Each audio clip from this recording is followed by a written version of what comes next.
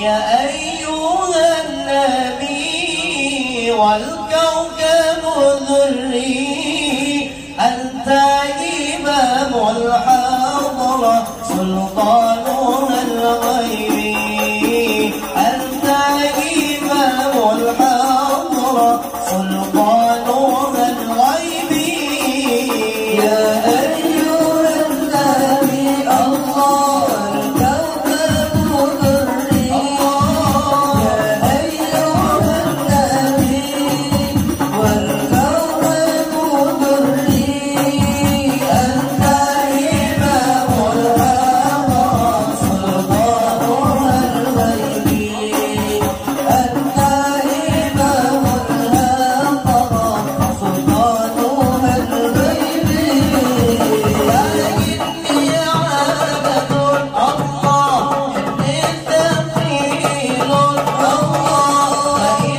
Salatu wassalam ala sayyidina wa nabiyyina Muhammad wa ala alihi wa sahbihi ajma'in. Fa inna insyaallah nadraju li kitabi Syekh Abdul Qadir Jailani Fathur Rabbani wa nafa'ana bihi wa ulumihi bidarain amin ya rabbal alamin.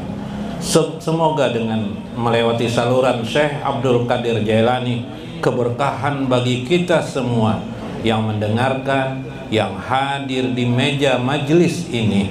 Semoga Allah memberikan keberkahan kepada kita, keluarga kita, anak istri kita, handai tolan kita, kaum muslimin seberataan, mudah-mudahan dunia dan akhirat, amin ya rabbal alamin. Wa amma ijakana zalika maqarqil haddin min hududihi wa adami ridho fala wala karamata lahum. Adapun dalam hal pergaulan kepada sesama manusia, batas kita melihat kebaikan itu tetap berpegang kepada hudud daripada hukum-hukum syara. Artinya kalau mereka mengajak atau pergaulan itu misalnya perkumpulan bergaul dudukan tapi minum minuman keras, atau sekarang berlomba minum jenet obat jenet misalnya. Nah, wala karamata lahum, tidak ada kebaikan di dalamnya. Soal didudukan main game aja misalnya, istilahnya wala karamata lahum, tidak ada kemuliaan padanya. Tidak ada kemuliaan di dalam itu. Karena itu inilah yang disebut dengan alamatu inda ahli sopa wal istiba.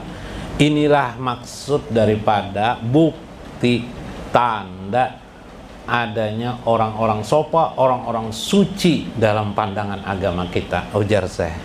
Jadi orang suci itu bukan lahirnya saja dilihat.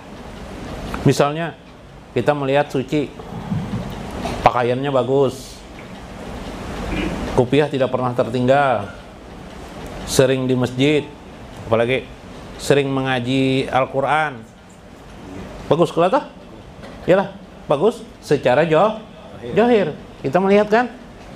Kalau batinnya, melihat di batinnya dia, misalnya di batinnya orang tersebut, di hatinya, wah kira-kira Pak alimnya atau yang banyak mengaji Al-Quran, kira-kira di kampung nih aku aja nih. Nah, berarti batinnya masih najis. Bukan begitu kata saya.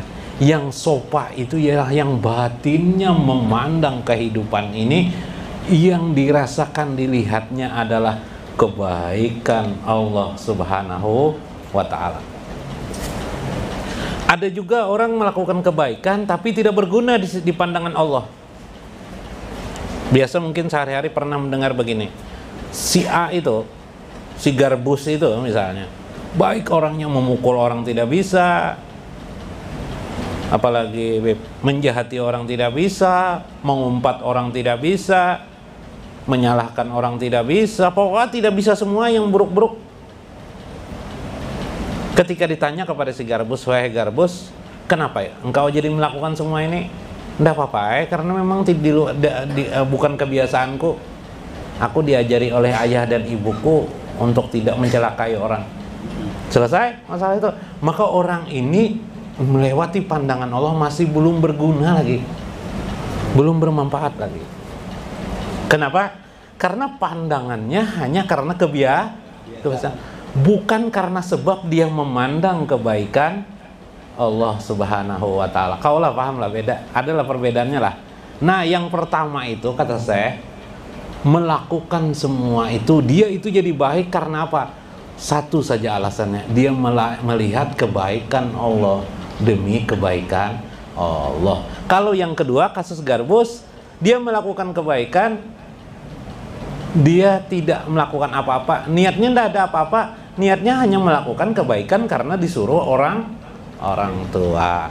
Nah, inilah kesalahan orang kasus pada kasus yang kedua. Yang saya maksudkan itu adalah pandangan yang menyatakan adanya muhadarah, kehadiran Allah dalam kehidupan nyata orang tersebut. Dalam kitab Imam Qushairi, nah sedikit, setengah jam nggak sudah? Nah, beluman dah, baru 10 menit lah nyerah, dikit lah. Kenapa jadi orang itu bisa melihat kebaikan itu? Jawabnya uji Imam Qushairi gampang, karena muhadarah. Apa itu muhadarah?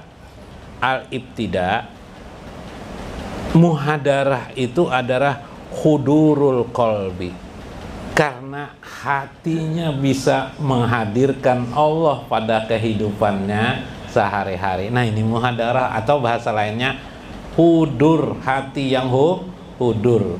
Bahasa Jawanya hatinya eling terus hatinya eling. Bahasa Banjarnya apa, Bib? Ingat. Oh, ingat ya, Bib, bahasa Banjar. Tahu, Bib, bahasa Jawa. eling. Nah, yang dimaksud eling bukan sekedar Allah, tidak. Tapi aplikasinya ada, cara pandangnya. Makanya kita perlu belajar. Ini banyak Palui, kenapa aja Garbus tidak ke Majelis Talim? Tuh ada di Rawasari pelajaran pelajaran ilmu apa, Bib? Ilmu tasawuf Jabib. Barang aja Jabib, ilmu apakah? Bah, paling kesimpulannya aja Palui, disuruhnya berzikir aja kita kepada Allah aja. Mun berzikir aja aku tahu aja Palui. Bertahun-tahun orang menjelaskan, disimpulkan Palui sederhananya paling dilajarinya berzikir. Mun berzikir itu aja Palui bisa aja kok. Nah, ya kah? Terlalu simpel. Akibatnya apa yang terjadi? Banyak orang tidak mau ke Majelis Talim karena dia menyimpulkan sendiri apa isi pengajian. Paling disuruhnya berzikir kepada Allah. Kalau berzikir kan kita sudah bisa aja Allah, selesai. Apa bisa kita berzikir terus menerus tiap detik kalau tanpa ilmu? Nggak bisa. Kita perlu, bahkan bukan hanya 24 jam kita harus berzikir sebenarnya. Sebelum kita lahir kalau bisa kita sudah berzikir. Bahkan sebelum alam semesta ini ada, kalau bisa kita bisa berzikir sampai nanti zaman yang tidak berkeujungan jadinya pada yaumil akhirat kelak. Kalau bisa. Seberapa kita bisa? Kita pelajari ilmunya yang menyampaikan keadaan itu. Omong kosong kata orang. Mana bisa berzikir lebih dari 24 jam? 24 jam saja tidak bisa. Betul, itulah logika. Tapi logika kan sekarang dikalahkan oleh ilmu. Siapa yang bisa membayangkan besi bisa timbul di air? Siapa? Ayo. Bisakah dulu dibayangkan besi timbul di air? Nggak bisa. Sekarang besi timbul nggak di air? Timbul di air. Kapan? Kapal. Ya lah. Nah, Palui berdoa, ya Allah, mudah-mudahan hidup hambamu ini ya Allah dikelilingi oleh wanita-wanita. Jar Palui, wah juga Garbus doa apa itu? Dikabulkan Tuhan ya, mudah-mudahan dikabulkan jar Palui. Oh, aku sudah mencari berkat di mana-mana. Ke pengajian 4 dia turun aku supaya dapat barakat ya Palui. Ringkas kisah beberapa waktu kemudian dikabulkan Allah. Ternyata apa Palui?